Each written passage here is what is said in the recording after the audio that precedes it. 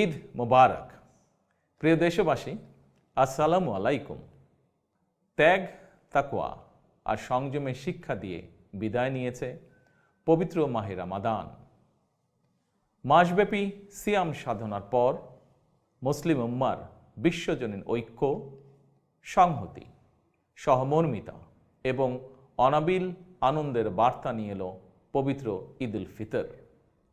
প্রতিটি ঘরে, প্রতিটি পরিবারে ঈদ আনন্দ পৌঁছে যাক সকলের তরে।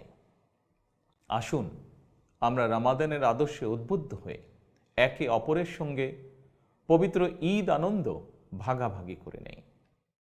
ঈদ উল ফিতর উপলক্ষে আমি প্রিয় দেশবাসীকে জানাই পবিত্র ঈদ উল ফিতরের শুভেচ্ছা। বাংলাদেশ সহ বিশ্ব মুসলিম উম্মার প্রতি জানাই আন্তরিক অভিনন্দন ও মোবারকবাদ। ঈদ মোবারক। আল্লাহ হাফেজ।